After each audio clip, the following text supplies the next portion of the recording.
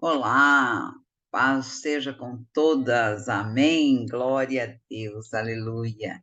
Estamos aqui para o nosso terceiro episódio da nossa série Nem Tudo Está Perdido. Gente, que série boa, né? O Senhor tem falado coisas tremendas, maravilhosas ao meu coração. E eu quero crer que contigo não tem sido diferente, né? O Senhor também tem falado, o Senhor também tem orientado, o Espírito Santo de Deus tem trabalhado nos nossos corações através da palavra poderosa e santa do nosso Deus. Amém? E nesse momento eu quero falar com você a respeito de mais uma situação de crise. Quem que nunca viveu uma crise? Quem que não tem vivido uma crise, né? Nós temos passado por momentos delicados, difíceis, complicados, mas o Senhor diz para mim e para você, nem tudo está perdido. Aleluia. Eu quero ler um versículo aqui no livro de Segundo Reis, de um texto bem conhecido, que você logo vai se lembrar, em nome de Jesus. Capítulo 4, no verso 1, diz a palavra do Senhor. Então, uma mulher das mulheres dos filhos dos profetas clamou a Eliseu, dizendo: Meu marido, teu servo, morreu.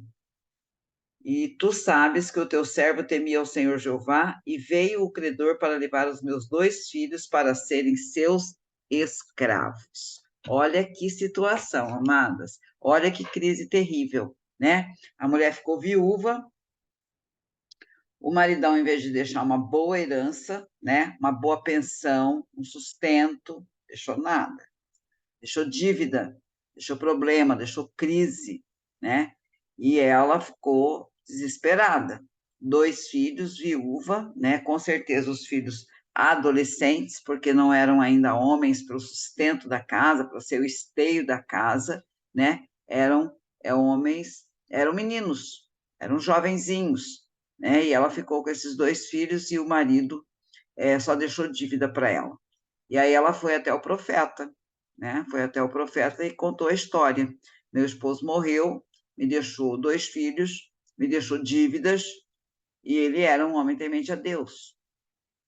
Ou seja, ele era um sacerdote da sua casa, porém, ele estava também em crise no seu sacerdócio, porque um sacerdote não pode viver uma vida dessa, né? Uma vida cheia de dívidas, e aí, de repente, morre e deixa a esposa numa situação extremamente difícil. E aí, o que aconteceu? Os credores foram lá e, ó, viemos buscar os seus filhos para trabalharem para nós como escravos, para pagar a dívida que o seu marido morto tinha conosco. E essa mulher não aceitou. Olha só, não aceitou. Amadas, eu e você não temos que aceitar as imposições de Satanás. Nós temos um Deus que vence crise, nós temos um Deus que opera milagres, nós temos um Deus que diz para mim e para você: ó, nem tudo está perdido, eu sou contigo. Não temas, eu sou contigo. Não te assombres, eu sou o teu Deus, diz a palavra do Senhor lá no livro do profeta messiânico Isaías. E então, aquela mulher foi procurar socorro no lugar certo. Às vezes, eu e você entramos em crise e vamos procurar socorro no lugar errado. Vamos bater na casa da vizinha, vamos murmurar, vamos falar ao vento, vamos ficar chorando, vamos trancar a porta do quarto, ficar no escuro. Não, minha irmã, em nome do Senhor Jesus, na hora da crise, a gente tem que buscar aquele que o Senhor coloca como o nosso orientador aqui na terra, aquele homem, aquela mulher de Deus, que pode nos dar uma orientação, que pode nos dar um aconselhamento vindo da orientação do Espírito Santo. Ou você coloca o seu joelho no chão e ora, e clama, e busca Deus, e busca a orientação do Senhor. Senhor, o que eu faço? Senhor, olha a situação, olha a crise, olha o problema. Eu não tenho solução. Eu preciso do milagre, eu preciso da solução.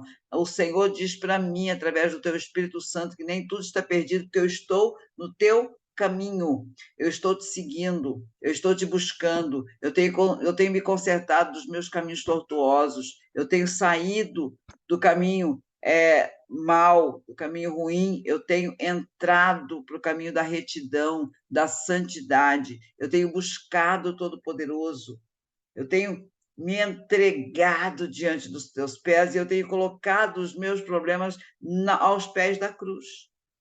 Então, no momento da crise, ao invés de murmurarmos, de chorarmos, de entrarmos no quarto escuro, de entrarmos na depressão, de buscarmos momentos de ansiedade, ao invés de ficarmos reclamando com a vizinha, com a tia, com a comadre, não, em nome de Jesus, nós vamos aos pés do Senhor. Nós vamos aos pés do Senhor. Nós temos o grande orientador que mora dentro de nós, o Espírito Santo de Deus. E nós precisamos buscar a Deus, nós precisamos buscar ao Senhor, nós precisamos entrar verdadeiramente debaixo do esconderijo do Altíssimo. Temos que estar debaixo das asas do passarinheiro. Nós precisamos, em nome de Jesus, estar cobertas, protegidas pelo Senhor. Precisamos do Senhor. Então, no momento da crise, nós temos que lembrar que nem tudo está perdido quando temos Cristo, quando temos o Espírito Santo, quando o nosso Pai é o Senhor, é Jeová, é Yahvé. Precisamos ter fé. E aquela mulher, se você ler o texto todo, você vai ver que ela foi atrás do profeta e ela colocou o profeta, mas ela não entregou seu tesouro precioso, que eram os seus filhos. Amadas, tem coisas na nossa vida que são inegociáveis. Os nossos filhos, o nosso caráter, a nossa moral, o nosso corpo é inegociável. Pode vir a crise que vier, pode vir a tentação que vier, pode vir o levante que vier. Tem coisas na nossa vida que são inegociáveis. Nós precisamos levar aos pés da cruz, nós precisamos falar com o Senhor, nós precisamos entregar toda a nossa fé diante do Senhor. Precisamos dizer para Ele, Pai, eu estou em crise. Essa mulher entrou numa crise financeira. Quem sabe você hoje também está numa crise financeira, uma crise conjugal, uma crise familiar, uma crise profissional. Eu não sei qual é a crise que tem assolado a sua vida, mas Deus sabe. E nós precisamos nos achegarmos ao Senhor e entregarmos a nossa crise e não entrarmos em nenhuma negociação que vá trazer prejuízo moral, físico, que vá trazer qualquer brecha para o inimigo entrar na nossa casa. Aquela mulher não negociou seus filhos. Os credores chegaram e disseram, vamos levar seus filhos para serem escravos, para pagar a conta que seu marido deixou. Não. Não. Os meus filhos são inegociáveis. Os meus filhos são inegociáveis. Então, nós precisamos entender o que é negociável e o que é inegociável. Quando Satanás requer algo de nós que é inegociável, nós temos que ter autoridade para dizer não. Não, não negocio meus filhos. Não negocio meu corpo. Não negocio minha salvação. Não negocio. E ela foi falar com o profeta. E o profeta, então, orientou. O que você tem? Eu tenho, senão, um pouco de farinha e um pouco de azeite na minha botija. E aí ele deu as estratégias para que ela pudesse multiplicar o que ela tinha, o que ela precisava entregar, o que era negociável. O que era negociável? Os filhos, não. E aí, então, quando estava todas as botijas cheias, transbordando do azeite, e agora, o que eu faço? Vá, venda o azeite, porque o azeite é negociável. Venda o azeite. Pague a dívida e viva do resto. Olha que abundância. Olha o milagre da multiplicação. Olha a bênção do Senhor.